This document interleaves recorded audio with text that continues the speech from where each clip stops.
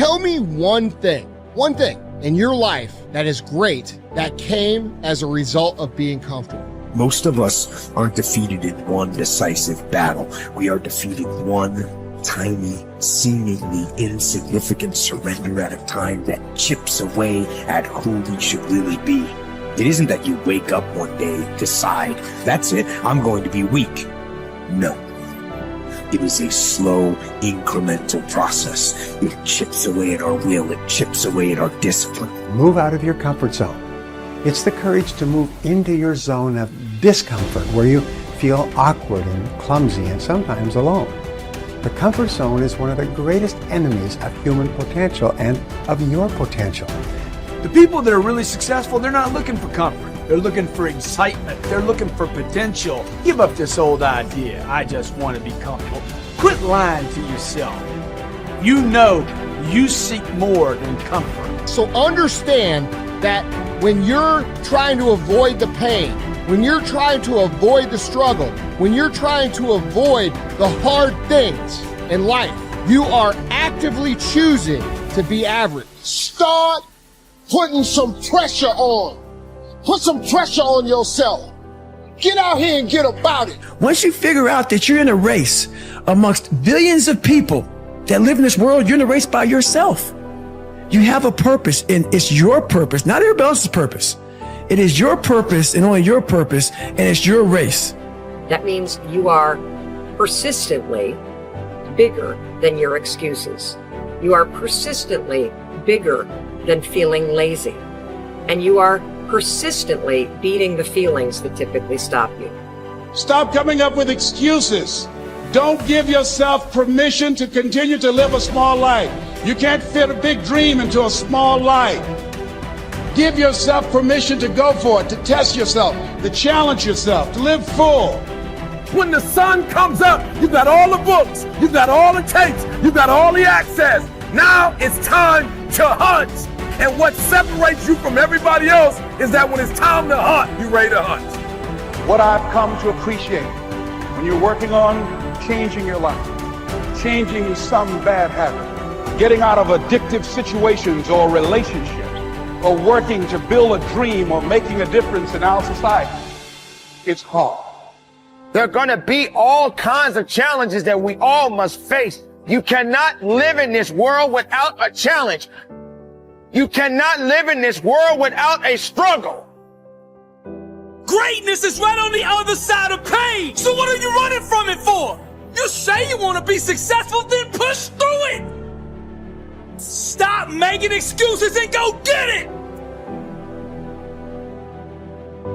The lack of self-discipline is the major cause of failure, frustration, underachievement, and unhappiness in life. It causes us to make excuses and sell ourselves short. Perhaps the two biggest enemies of success, happiness, and personal fulfillment are first the path of least resistance and second, the expediency factor. The path of least resistance is what causes people to take the easy way in almost every situation. They seek shortcuts to everything. They arrive at work at the last minute and leave at the first opportunity.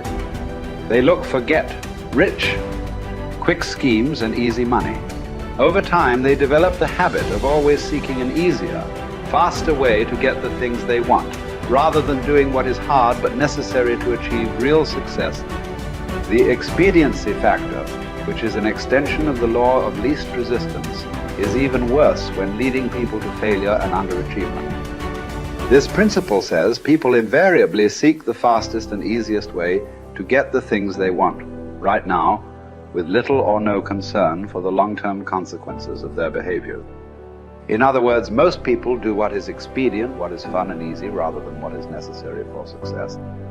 Every day, and every minute of every day, there is a battle going on inside of you between doing what is right, hard, and necessary, like the angel on one shoulder, or doing what is fun, easy, and of little or no value, like the devil on your other shoulder. Every minute of every day, you must fight and win this battle with the expediency factor and resist the pull of the path of least resistance, if you truly desire to become everything you are capable of becoming. And then when you see people take on more responsibility and decide that they're going to aim up and confront their suffering honestly and forthrightly, that their lives get better and the lives of people around them get better too.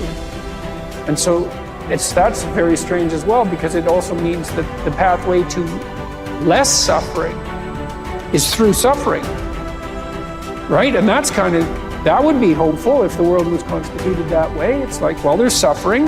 How do you make it worse? Run away.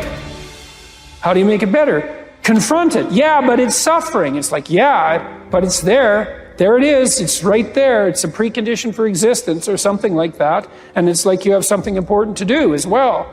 And you confront it, and that's the pathway to transcending it. We need to figure out, like, now, today, what is, the best way to live your life? What is the, there's got to be ways you can be putting forward the most positive energy. I mean, we know objectively what's causing pollution. We know objectively what's causing birth defects, and, we're taking in too much chemicals and not enough vitamins. We know objectively all this stuff. We know how to organize our world, and yet we don't do it. We know how to organize our health, and yet very few people do it. We know all these things. The right path to being a happy, healthy person is to do all the shit that we already know you're supposed to do. Take care of your body, take care of your health, take care of your mind, your stress, meditate, be kind to people. We all know that. I mean, you ask anybody, they know how to get by and to be the most evolved version of you that you can be. I mean, it's not like a magical checklist. If you talk to people about it, you said, okay, here you got a person, you want to improve them. What are the things that you're going to do to them? Okay, well, if I was a life coach, the first thing I would say is this guy's got to get on a diet that makes him healthy. I don't mean a diet just to lose weight. I mean just healthy foods in your body. Many, many vegetables. Start working out your body and get a better sense of how this machine feels when it's moving, it's flowing better, there's less tension in it, your mind feels relaxed and you enjoy every single moment of the day better. Step 1, everybody knows that step, right? What's step 2? Be cool to people. Be nice to as many people as you can. Smile at as many people as you can. Have them smile back at you. Tip well when you go to restaurants. Just do the most you can. Be as nice as you can and just still manage to not have people walk all over you. Just get through this life as nice as you can. The average human is capable of unbelievable improvement. That's the thing that's my superpower. I don't think I'm special. I just realized in looking at the science that humans actually are capable of this incredible amount of change. It is the strategy that our species took to be able to pass knowledge on through culture rather than having to have everything be instincts. And in having that layer where we can drink in the culture and read books and learn from other people, and even now we're all learning from things that people thought thousands of years ago and wrote down. It's insane. It travels through to you, and all of that wisdom stored in culture, so that as your parents are teaching you things, they're actually encapsulating a ton of the wisdom that is enjoyed, whether it's enjoyed from religion or books or whatever. You're bathed in a culture that is giving you all of this incredible information. And so recognizing how powerful and potent that is incredibly meaningful. But you have to understand that you have to allow yourself to believe that you can learn from that culture in the same way that everybody else can. And that's what you're designed to do. Now, for me, that completely gave me the confidence, and I put confidence in air quotes because it's not like I believe something specific about myself. I just believed that the human animal is capable of this extraordinary change. And so now I just needed to point myself in that direction. Now, this is the key.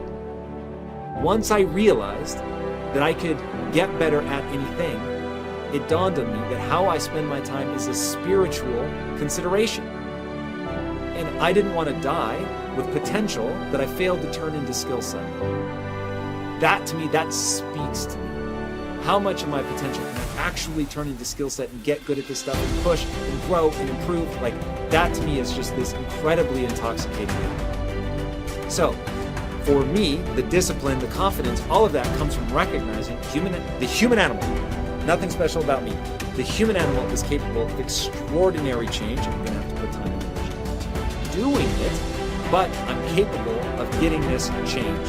Therefore, I can do anything I set my mind to. Therefore, it really matters what I choose to spend my time on. Therefore, I want to put structure and discipline in my life so that I can move forward on things that excite me, that matter to me, because I really can have this big crazy dream that I'm thinking of. So my discipline is really born of my desire to have that thing, coupled with my belief that I can actually get there.